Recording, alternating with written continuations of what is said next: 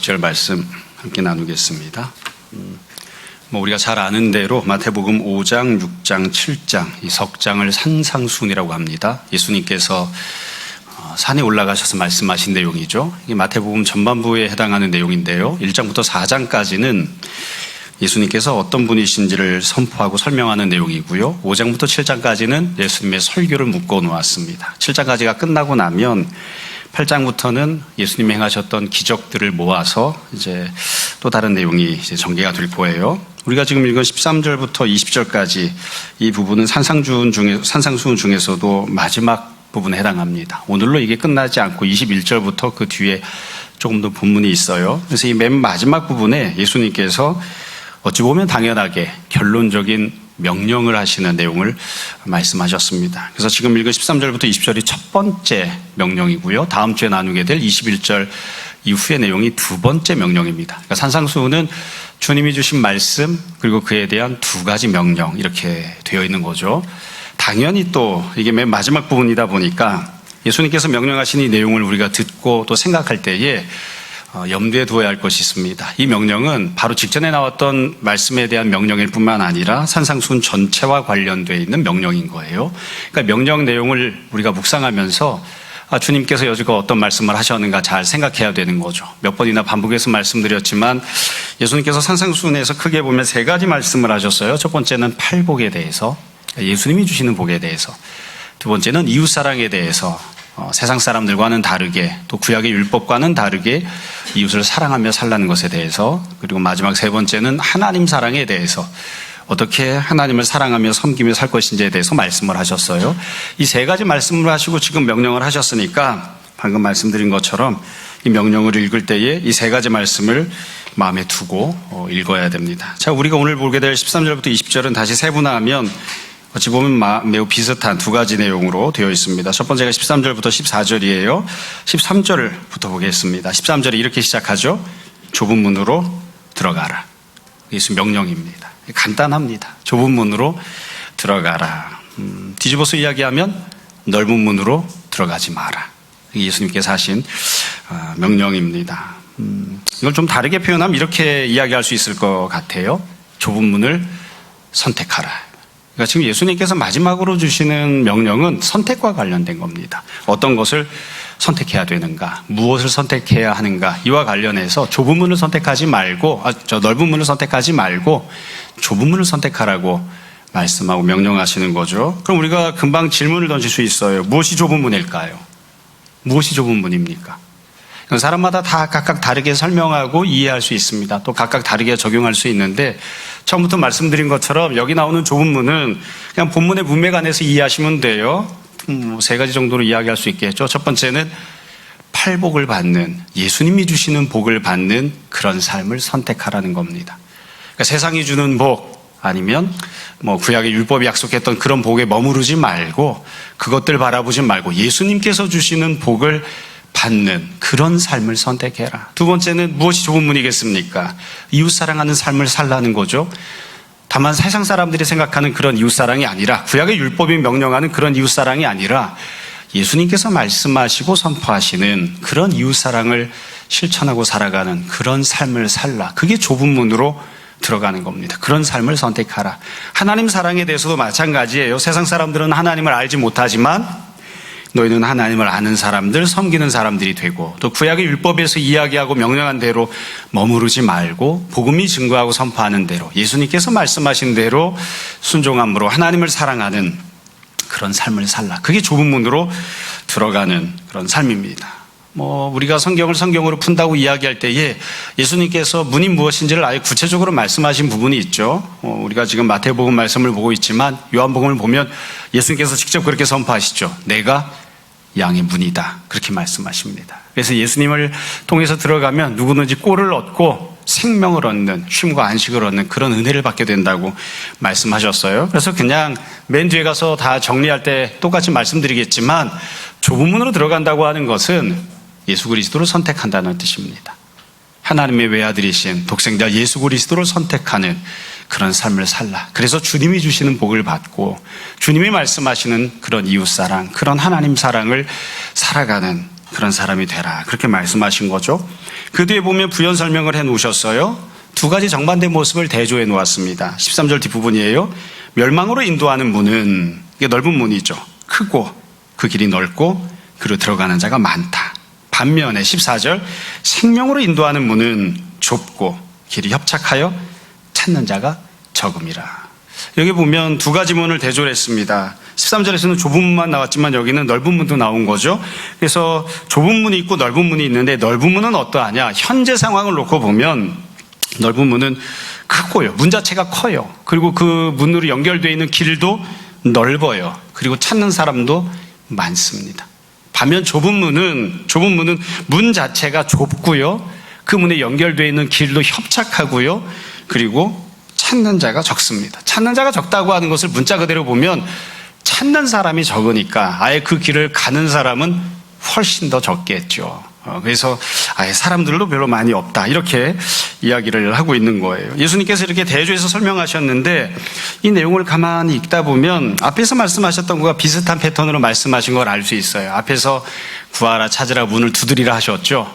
근데 예수님께서 지금 찾는 이가 적고 문을 두드리는 이가 적다 말씀하시잖아요.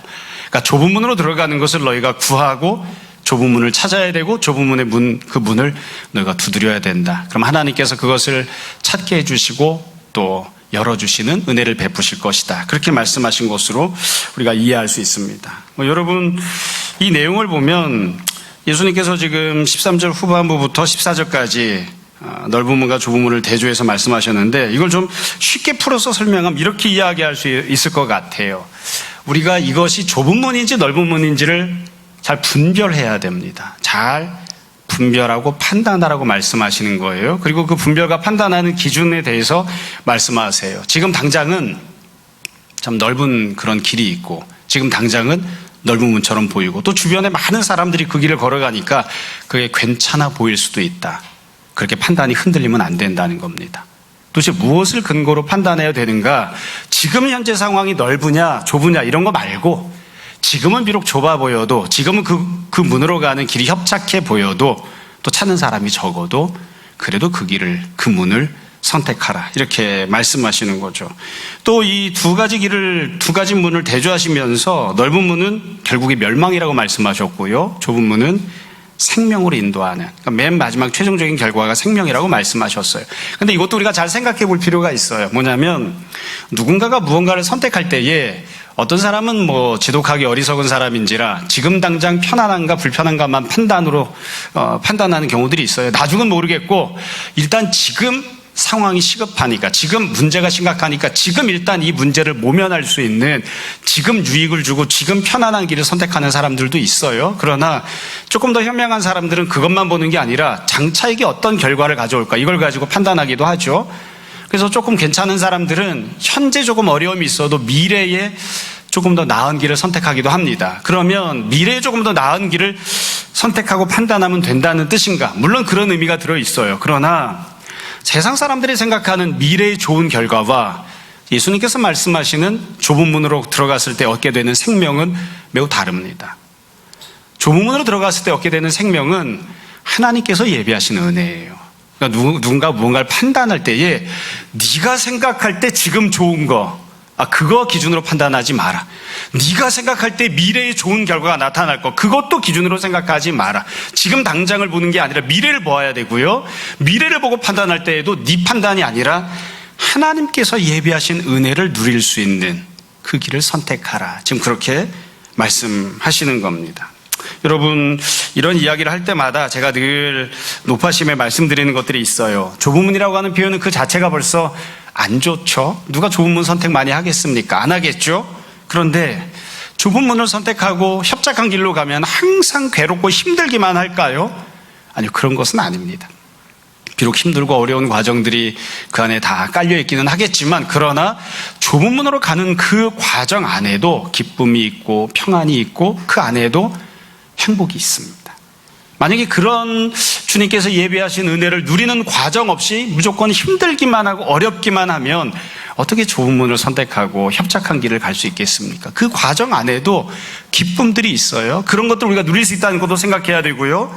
또 너무나 지극히 당연한 것이지만 좁은 문으로 갔다고 해서 그 문을 열고 들어간 이후의 세상도 좁은 것은 아닙니다. 그러니까 우리가 천국이나 영생을 누린다고 할 때에 문 자체가 좁은 것이지 천국이나 영생 자체가 좁은 것은 아니에요. 그것은 무엇과도 견줄 수 없는 가장 크고 넓은, 가장 영광스럽고 아름다운 그런 세상으로 연결되는 거죠. 다만 들어가는 문 자체가 좁은 것뿐입니다. 이것도 우리가 늘 생각했으면 좋겠습니다. 자, 이 첫 번째 내용을 정리해서 말씀드릴게요. 제가 전도사 생활을 할 때에 또 그 이후에 이렇게 저렇게 설교를 하면서 선배 목사님들에게 이야기를 듣거나 또 동료 목사님들과 이야기를 할 때 그런 이야기 하곤 해요. 설교와 관련된 내용을 이야기할 때. 그러니까 도대체 무슨 얘기를 하고 싶은 거냐? 그러니까 요지가 뭐냐? 핵심이 뭐냐? 예전에 오카노 목사님 그런 얘기 종종 하셨거든요. 뭐 진리의 말씀은 아니지만 두 가지 죄는 용서받을 수 없다. 첫 번째는 예수님 안 믿는 죄, 두 번째는 센스 없는 죄. 교육자들한테 늘 하시던 얘기예요. 너 센스가 왜 그 모양이냐? 사표 써라. 뭐 이런 얘기 가끔 하시거든요. 사표 써가지고 오면 그 모양이니까 사표 쓰라는 소리를 듣지. 또 그런 말씀 하시곤 했어요. 여러분 13절부터 14절까지 한마디로 딱 정리해서 이야기하면 뭘까요? 간단해요. 선택하라, 분별하라입니다. 네가 지금 그걸 왜 선택했는지 그 이유를 생각해봐. 우리가 좁은 문을 선택해야 돼요. 근데 우리가 종종 넓은 문을 선택하곤 하거든요. 넓은 길을 선택하곤 합니다. 그러니까 예수님이 말씀하시는 거예요. 너는 왜 그걸 선택했니? 지금 당장 그게 좋아 보여서? 지금 당장 넓은 길이어서? 지금 당장 유익하니까? 지금 내가 만나고 있는 이 문제를 어떻게든 해결을 해야 되는데 미래는 어떻게 될지는 모르겠고 주님이 나를 위해서 뭘 예비하셨는지 난 그건 잘 모르겠고 일단은 내가 지금 숨 막혀 죽을 상황이니까 일단 숨이라도 쉬어야 될 것 같아. 일단 지금 살아남아야 될 것 같아. 그래서 지금 넓은 길을, 편안한 길을, 내가 보기에 유익한 길을, 그게 사실은 내가 스스로 조용히 생각해 보면 상당히 어리석고 세속적인 길이라는 것을 알 수 있음에도 불구하고 일단은 난 이걸 선택해서 이 문제를 해결하고 넘어가고 싶어. 이래서 그런 길을 선택하는 경우가 참 많아요. 그러니까 예수님 말씀하시는 거예요. 선택하라. 그리고 잘 분별해라. 너는 왜 지금 그 길을 선택한 거니? 왜 그 방법을 선택한 거니? 왜 그게 해결책이라고 생각하니? 스스로 한번 잘 생각해봐. 그게 진정으로 해결책이 되니? 네가 왜 그걸 선택했는지 생각해봐라. 우리가 대부분 이런 질문을 던지면, 스스로에게 던지면 얼마든지 다 분별할 수 있어요. 왜 그걸 선택했을까? 그러면 지금 당장 내가 만나고 있는 이 문제를 이렇게 해야만 해결할 수 있을 것 같고 유익이 있을 것 같으니까. 예수님 말씀하시는 거죠. 네가 한 달 뒤에는 좋을지 모르지만 1년 뒤에는 좋을지 모르지만 네가 지금 한 선택이 하나님이 주시는 은혜, 하나님이 예비하신 생명을 선택한 게 아니니까 5년 뒤에도 좋을까? 10년 뒤에도 좋을까? 아니 네가 평생을 사는 동안 과연 좋을까? 그리고 그 이후에 우리가 이 땅에서의 삶을 마치고 하나님 앞에 섰을 때에도 과연 네가 했던 선택이 좋은 선택일까? 지금 당장 성적이 올라가고 지금 당장 돈을 벌고 지금 당장 학교에 붙을 수 있는, 시험에 붙을 수 있는 그런 길이라고 네가 그것을 선택했을지도 모르지만 그게 과연 주님이 너를 위해 예비하신 은혜를 선택한 것인지 다시 한번 잘 생각해봐라. 너는 그걸 왜 선택한 거니? 그때 우리가 주님 앞에 대답할 수 있어야 됩니다. 주님, 그냥 제가 넓어 보여서 선택했습니다. 주님, 제가 지금 편안하자고 선택했습니다. 내 딴에는 그게 생명을 준다고 생각해서 선택했습니다. 그렇게 대답하면 안 돼요. 그런 선택을 하지 마라. 좁은 문으로 들어가는 선택을 하라. 이렇게 말씀하십니다. 자, 두 번째 내용이 15절부터 20절이에요. 이 내용도 거의 비슷한 내용을 담고 있어요. 이 내용은 조금 더 상세하게 설명을 해 놓았죠. 15절. 이렇게 시작합니다. 거짓 선지자들을 삼가라. 이건 부정적인 형태죠. 이거 긍정적으로 이야기하면 참 선지자를 선택하라. 이렇게 되겠죠. 앞에서는 좁은 문으로 들어가라. 넓은 문으로 들어가지 마라. 지금은 거짓 선지자들을 삼가하라. 참 선지자를 선택하라. 그렇게 말씀하시는 거예요. 앞에서는 문이고 길이었다면 지금은 사람입니다. 너를 지도하고 인도해 주는 사람을 잘 선택하라는 거예요. 거짓 선지자를 주위에서 살펴보고 잘 분별해야 된다. 잘 선택해라. 너에게 무언가를 조언하고 너에게 무언가를 이야기해주고 가르쳐주는 사람, 그 사람들이 과연 하나님이 보내신 또 하나님의 말씀을 증거하는 참된 선지자인지 아니면 거짓 선지자인지 잘 분별하고 선택해라. 지금도 마찬가지로 선택에 대한 명령하시는 거예요. 거짓 선지자들을 선택하지 마라. 참 선지자를 선택하라. 이렇게 말씀하세요. 자, 그리고 나서는 이번에는 조금 상세하게 말씀하셨어요. 거짓 선지자들은 어떤 사람들인가 이렇게 말씀하셨죠. 겉으로 보면 양의 옷을 입고 있어요. 그리고 너에게 나오지만 속은 노략질을 하는 일이다. 그러니까 겉과 속이 다른 거예요. 겉과 속이 다른 것. 예수님께서 여지껏 쭉 말씀하신 대로 이야기하자면 외식하는 거죠. 겉과 속이 다른 것. 겉만 놓고 보면 멀쩡해 보여요. 괜찮아요. 하는 말을 들으면 괜찮아요. 좋은 말을 하는 것 같아요. 그런데 속은 다 썩어 문드러져 있는 거죠. 그래서 속으로는 어떤 행동을 하는가? 노략질을 하는 거예요. 노략질을. 그러니까 지금 여기서 이야기하고 있는 건 결국 거짓 선지자를 어떻게 우리가 분별하는가? 간단합니다. 그 선지자들이 하는 말이 무엇인지를 듣는 것이 아니라 그것을 말을 가지고 판단할 수도 있는데 좀 우리가 그걸로 판단하기가 어려우면 그 사람들이 과연 지도자라고 하는 사람들이 과연 성도들을 향해서 어떻게 행동하는지를 보는 거예요. 노략질을 하는가? 노략질의 반대말은 뭘까요? 희생하고 수고하고 헌신하는가? 그걸 보는 거죠. 예수님께서 아주 간단하게 말씀하셨어요. 요한복음에 보면 아까 말씀드렸던 그대로입니다. 예수님께서 내가 양의 문이다 말씀하셨죠. 그리고 이렇게 말씀하세요. 나는 선한 목자다. 양들을 위하여 내 목숨을 버린다. 예수님이 말씀하신 선한 목자의 기준입니다.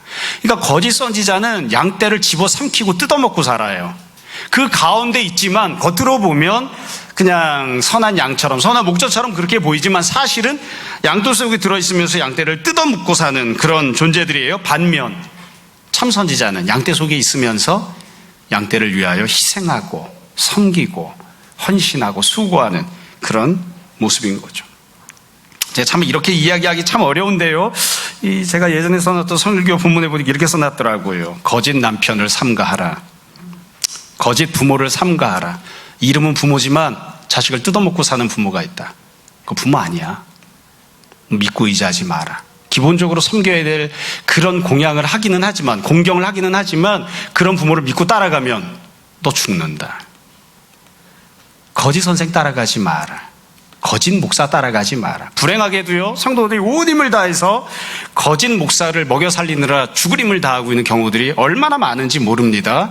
그렇게 하지 마라 이거예요. 삼가고 조심해야 된다. 제가 참 제 입으로 이런 이야기하기 참 너무 미안해서 늘 뭐 안 하려고 한다고 하면서 다 하죠. 거짓 선지자를 삼가하라. 이거 잘 분별해야 됩니다. 다시 말씀드려요. 그 사람이 우리가 믿고 따르고 우리가 조언을 받고 있는 지도자라고 일컬음받는 그 사람이 과연 노략질을 하는지 아니면 희생하며 헌신하는지 그것을 보고 잘 판단해야 됩니다. 잘 선택해야 됩니다. 잘 선택해야 됩니다. 그 뒤에 보면 16절부터 18절까지 보면 예수님께서 분별에 대한 말씀을 하세요. 대조적인 내용이 마찬가지로 나와요.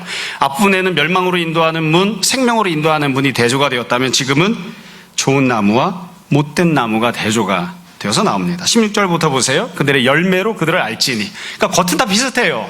겉은 다 좋은 나무처럼 보여요. 또 멀리서 보면 나무 종류가 무엇인지 구분도 안 가고 이게 실제로 실한 나무인지 나쁜 나무인지 잘 모르겠어요. 근데 열매를 보면 알 수 있어요. 열매를 보면 16절에 보면 이렇게 돼 있죠. 가시나무에서 포도를 또는 엉겅퀴에서 무화과를 따겠느냐. 열매를 보니까 포도예요. 그럼 우리가 뭔 줄 알 수 있습니까? 포도나무구나. 열매를 보니까 무화과예요. 아, 이건 무화과 나무구나. 열매를 보고 알 수 있는 거예요. 껍데기 보고 판단하지 말고 어떤 열매를 맺는지를 보고 판단하라는 거예요. 뿐만 아니라 17절에 이와 같이 좋은 나무마다 아름다운 열매를 맺고 못된 나무가 나쁜 열매를 맺는다. 여러분, 포도나무가 있는데 포도나무라고 해서 다 좋은 나무인가요? 아니에요. 겉으로 보면 껍데기는 멀쩡해 보이는데 비슷해 보이는데 어떤 포도나무는 좋은 포도를 열매로 맺습니다. 어떤 포도나무는 나쁜 포도를 열매로 맺습니다. 그러니까 맺혀지는 열매를 놓고 보면 지금 말씀드린 것처럼 첫 번째, 이 나무의 종류가 무엇인지를 알 수 있고요. 두 번째, 그 열매가 좋은지 나쁜지를 보고 아, 이 나무가 좋은 나무구나, 못된 나무구나 이거를 판단할 수 있어요. 그러니까 이걸 잘 판단하라는 거예요. 지금은 나무에 대한 내용이죠. 나무는 열매를 보고 판단합니다. 그러면 선지자는 무엇을 보고 판단할까요? 선지자가 맺는 열매가 있겠죠. 참된 리더, 지도자가 맺는 열매가 있겠죠. 과연 그런 열매를 맺는지, 그리고 그들이 맺는 열매가 좋은 것인지 못된 것인지를 보고 판단하라는 거예요. 목회자, 부모, 남편 다 마찬가지입니다. 어떤 열매를 맺는지를 보면 이 사람이 진짜로 목회자인지 남편인지 부모가 맞는지 지도자가 맞는지를 판단할 수 있어요. 어떤 열매를 맺는지 보면. 그리고 그 맺히는 열매 자체만이 아니라 그 열매가 과연 좋은 것인지 못된 것인지를 보고 판단하는 거죠. 판단하는 겁니다. 이 판단하는 데 있어서 어려운 점이 있어요. 무엇이냐면 예수님 말씀하실 때 보면 즉각 판단하는 게 아니고 항상 보면 열매를 보고 판단해요. 열매는 시간이 좀 걸려야 맺는 겁니다. 처음에 잘 분별이 안 가요. 조금 시간이 지나고 나야 이거 하는 거를 보니까, 맺는 열매를 보니까 이거 영 아닌데, 나는 이게 살 길이라고 생각했는데 맺히는 열매를 보니까 이거 죽는 길인데, 시간이 조금 지나면 알 수 있는 거죠. 시간이 지나야만 알 수 있어요. 그래서 예수님께서 여기서 판단하고 분별하라고 말씀하시는 건 처음에 잘 판단을 해야 돼요. 그런데 처음에 잘 판단을 못해서 내가 잘못된 길을 선택했습니다. 잘못된 사람을 리더로 선택했어요. 그렇게 지내다가 아니란 것을 알게 되었잖아요. 열매를 보고. 그 순간에 나와야 됩니다. 끊어내야 됩니다. 조금 시간이 지났지만, 조금 많은 과정들이 거쳐나갔지만 아닌 건 아닌 거예요. 분별해야 되는 거예요. 그래서 지금도 예수님께서 똑같이 말씀하세요. 두 가지 말씀하시는 거예요. 크게 보면 한 덩어리인데, 하나는 선택하라는 겁니다. 똑바로 선택해라. 똑바로 선택해라. 두 번째는 잘 분별하라는 거예요. 똥인지 된장인지, 이게 무슨 나무인지, 좋은 나무인지 못된 나무인지 잘 분별해라. 그래서 온전한 선택을 하는, 온전한 분별을 하는 자가 되라고 그렇게 말씀하십니다. 결국 19절에 보면 이렇게 돼 있죠. 아름다운 열매를 맺지 아니하는 나무 찍혀서 불에 던져진다. 누가 찍어서 불에 던질까요? 심판주 되시는 하나님이 이렇게 하시는 겁니다. 너는 여러 가지 이유 때문에 저 사람이 거짓 선지자인 것을 알면서도 따라갔으니 여지껏 보낼 시간이 있는데, 세월이 있는데, 정리가 있는데 어떻게, 그건 네 생각이고, 하나님께서 뭉기적거리지 않고 찍어서 반드시 심판하실 거다. 너는 용납할지 몰라도 하나님은 용납하지 않으셔. 그러니까 하나님께서 반드시 심판하신다는 것을 생각하고 너도 그것을 잘 판단하라고 말씀하십니다. 자, 오늘 말씀 정리하겠습니다. 사실은 지금부터 드리려고 하는, 정리해서 결론으로 말씀드리려고 하는 내용을 말씀드리기 위해서 이 앞부분에 지금 쭉 설명한 거예요. 항상 그렇지만 설교할 때마다 성도들이 무엇을 기억해야 될까, 또 본문에서 예수님이 말씀하시려고 하는 내용이 무엇일까, 어떻게 하면 효과적으로 정확하게 잘 전달할까 늘 고민을 하거든요. 오늘 본문 내용도 제가 설교를 준비하고 설교하고 예전에 했던 설교도 들어보고 예전 설교 원고도 뜯어보고 이렇게 하면서 무엇라고 한마디로 정리해서 이야기할 수 있을까 고민을 좀 많이 해봤습니다. 지금부터 몇 가지 말씀을 드릴게요. 지금 말씀드렸던 본문에 대한 해석이 가장 기본적이고 기초적인 내용입니다. 첫 번째로 우리는 두 가지 선택을 부여받습니다. 우리 앞에는 두 가지가 항상 주어지는 거예요. 예전에 예수님을 믿기 전에는 한 가지 선택만 있었습니다. 세상적인 것만 알고 있었기 때문에 세상적인 선택만 있죠. 율법만 알고 있었기 때문에 율법에 대해서만 선택할 수 있었습니다. 그런데 예수님이 이 땅에 오셨죠. 그러면서 두 가지 선택이 우리 앞에 존재합니다. 우리는 일단 선택할 수 있는 두 가지를 부여받은 겁니다. 우리는 내가 길을 정할 수 없습니다. 내가 길을 만들 수는 없어요. 내 앞에 두 가지 길을 부여받는 거예요. 그 중에 하나를 선택하는 겁니다. 우리 앞에는 항상 두 가지 길이 있다는 걸 생각해야 됩니다. 두 번째는 하나님께서 우리에게 두 가지 선택을 주시면서 분별할 것을 우리에게 명령하십니다. 분별해서 알려주시지 않아요. 네가 분별해라, 네가 판단해라 라고 말씀하세요. 그리고 그 판단할 수 있는 힘과 능력을 우리에게 주십니다. 어떤 것이 넓은 문인지 어떤 것이 좁은 문인지 우리가 판단하는 거예요. 예수님께서 내가 너에게 좁은 문을 주고 이게 좁은 문이라 알려줬으니까 이렇게 말씀하지 않으세요. 내가 판단합니다. 그러니까 우리는 분별할 수 있는 힘을 가져야 됩니다. 세 번째, 그래서 아까 말씀드린 대로 우리가 판단하고 분별할 때 이 두 가지 항목 잘 생각해야 됩니다. 왜 내가 그것을 선택했는가, 그리고 내가 판단하고 선택했던 그 사람 자체는 과연 온전한 사람, 온전한 분인가를 잘 판단해야 됩니다. 이 두 가지를 항상 염두에 두시고 분별해 보시기 바랍니다. 나는 그거 왜 선택했을까?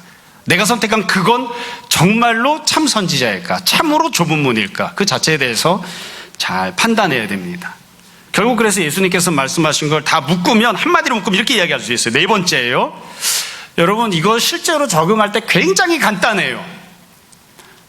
항상 우리는 예수님만 선택하면 됩니다. 예수님께서 지금 빙빙 돌려서 말씀하셨죠. 좁은 문이 뭐죠? 예수님이에요. 거짓 선지자는 누구죠? 거짓 선지자가 누군지를 막 구구절절 막 다 이야기할 수 있어요. 근데 그거 다 빼버리고 예수 그리스도 이외에 무엇이건 그건 다 거짓 선지자입니다. 어떤 사람들은 세상적인 가르침이 반드시 악한가요? 아니요. 반드시 악한 건 아니에요. 그러나 그게 도덕적이기도 하고 우리에게 도움을 주는 때들도 있긴 하지만 그건 예수님이 아니에요. 예수님이 아닌 거 선택하지 말아요. 둘 중에 하나를 놓고 선택할 때 반드시 예수 그리스도를 선택하라고 말씀하시는 거예요. 그걸 지금 이렇게 애둘러서 이렇게 저렇게 표현하신 거예요. 학교 가는 거와 교회 가는 게 있으면 뭘 선택해야 됩니까? 고민하지 말고 교회로 와라. 예수 그리스도와 시험 공부하는 게 있으면 뭘 선택해야 되는가? 예수 그리스도를 선택해라. 딴 거 다 거짓 선지자다. 간단해요. 믿음으로 사는 것과 세상의 길을 선택해야 될 때 무엇을 선택해야 되는가? 예수 그리스도를 선택하라. 율법과 예수 그리스도를 둘 중에 놓고 선택해야 되면 예수 그리스도를 선택하라. 그게 예수님께서 지금 하시는 말씀이에요. 다른 거 선택하지 말라는 거예요. 여기서 여러 가지 분별에 대해서 이야기를 하셨지만 분별할 힘이 없으면, 분별할 능력이 안 되면 도대체 무엇이 예수 그리스도인지를 그 한 가지만을 보고 선택하고 판단하라. 이게 지금 예수님이 말씀하신 거예요. 세부적인 것들이 있죠. 세부적인 항목들이 있어요. 어떤 게 돈이 될까? 어떤 게 더 유익할까? 어떤 게 나에게 더 도움을 줄까? 어떤 게 나에게 편리할까? 그런 세부적인 여러 가지를 생각할 수도 있는데 그런 거 다 모르셔도 됩니다. 잘 따질 수 있는 지혜가 있으면 좋지만 그 모든 것들을 다 몰라도 상관없습니다. 그냥 예수님을 선택하면 됩니다. 지금 주님이 말씀하시는 건 그겁니다. 예수 그리스도를 선택하면 마치 협착한 길을 선택하고 좁은 문을 선택하는 것처럼 보여서 가는 동안 불편할 수도 있습니다. 부정하지 않습니다. 가는 동안 손해가 될 수도 있습니다. 부정하지 않겠습니다. 그러나 그게 가장 좋은 길입니다. 돌아가는 것처럼 보여도, 손해보는 것처럼 보여도, 성적 떨어지고 돈 손해보는 것처럼 보여도 그게 가장 좋은 길입니다. 예수 그리스도를 선택하는 것, 그게 신앙이고요. 그 길을 우리에게 주시고자 주님께서 이 땅에 오신 겁니다. 고민할 필요가 없어요. 고민하고 있을 땐 우리가 시험에 들고 있구나 이렇게 생각하시면 됩니다. 마지막으로 한 가지 더 말씀드릴게요. 지금 말씀드렸던 내용입니다. 주님께서 왜 이렇게 예수 그리스도를 선택하라고 하셨을까요? 이유는 간단합니다. 그게 우리에게 가장 좋은 길이기 때문입니다. 주님께서 막 성격 나쁜 그런 목회자여서 당신은 십자가 지고 죽도록 고생하고 희생하고 헌신해야 됩니다. 우리에게 무거운 짐을 막 덤탱이를 씌워주기 위해서 예수님께서 이런 말씀하실까요? 아닙니다. 주님의 짐이 가볍습니다. 우리에게 가장 좋은 길이 그것이기 때문에 우리에게 그걸 선택하라고 하는 겁니다. 근데 우리는 멍청하거든요. 어리석거든요. 스스로 많이 배우고 경험이 있고 잘 판단한다고 생각하지만 지독하게 어리석거든요. 그래서 내가 생각했을 때 이게 더 도움이 되는 길인 것 같은데, 이게 더 좋은 길인 것 같은데, 아니요.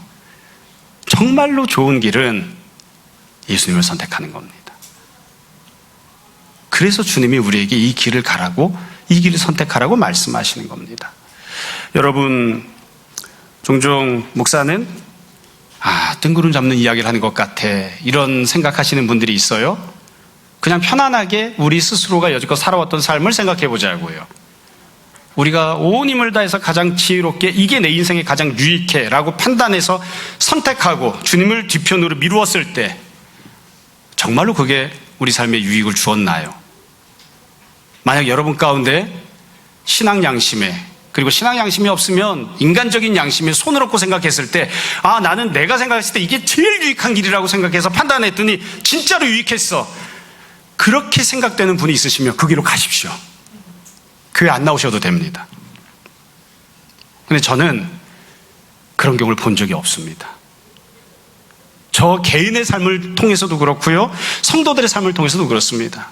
나쁜 식으로 이야기하면 그게 제일 좋은 길이라고 세상적인 길을 선택했는데, 신앙을 잠깐 내려놓는 선택했는데, 그게 그 당시에는, 한 달 뒤에는, 1년 뒤에는 지금 당한 문제를 해결하는 데 있어서는 유익을 주었을지 모르지만 결국 그 사람에게 인생을 망하게 하고 인생을 손해보게 했던 경우 얼마나 많은지 모릅니다.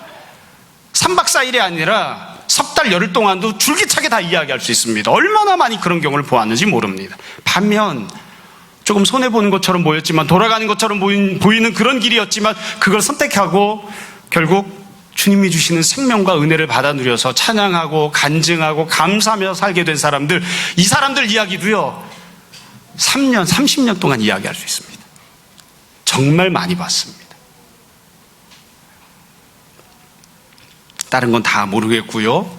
오늘 말씀을 나누면서 이 한 가지만 잘 기억했으면 좋겠습니다. 우리는 다 예수님 선택하는 사람들이 되어야 됩니다. 그게 좁은 길입니다. 뭐 복잡하게 이것저것 따지지 마시고요. 예수님이 주시는 복을 받고 예수님이 말씀하시는 이웃을 사랑하고 예수님이 준비하시고 예비하신 생명과 은혜를 우리가 받아 누리고 그것만이 나에게 살 길이라고 소망하는 그런 길을 선택하고 살아갔으면 좋겠습니다. 오늘 당장 각각 만나고 있는 문제와 상황들은 다 다르겠지만 그러나 모두가 다 주님을 선택하는, 그리고 예수님이 예비하신 은혜를 받아 누리는 우리 모두가 되었으면 합니다. 이와 같은 귀한 믿음을 주님께서 우리 모두에게 베풀어 주시기를 주님 이름으로 축원합니다. 잠시 기도하겠습니다. 지금 당장 오늘의 문제를 갖고 살아갑니다. 그 안에서 허우적거리고 발버둥치고 지금 당한 이 문제를 또 지금 해결해야 되는 이 상황을 우리가 힘겨워합니다. 그러면서 우리가 이런저런 좋지 못한 어리석은 선택을 할 때가 얼마나 많은지 모릅니다. 내 딴에는 지금 당장 이렇게 하지 않으면 당장 숨을 쉴 수 없을 것 같고 문제를 해결할 수 없을 것 같아서, 그래서 세상적인 방법들을, 내 마음이 원하는 방법들을, 내가 편해지는 넓은 길을 선택할 때들이 참 많이 있습니다. 주님 우리를 붙들어 주셔서 우리가 다 마음의 눈을 열고 주님을 바라보는 자 되게 하시고 오직 주님만을 선택하는 자들 되게 하여 주옵소서. 예수 그리스도를 선택하는 것만이 지금 당장의 문제를 해결해 줄 뿐만 아니라 참으로 우리에게 예비된 생명의 은혜를 누리게 한다는 것을 늘 소망하고 신뢰하는 우리 모두가 되게 하여 주옵소서. 주님, 우리가 오늘도 주님을 사랑하여 드린 예물들이 있습니다. 이 예물들이 주의 영광 위하여 쓰임받기 원하며 이 모든 말씀 예수님 이름으로 기도합니다.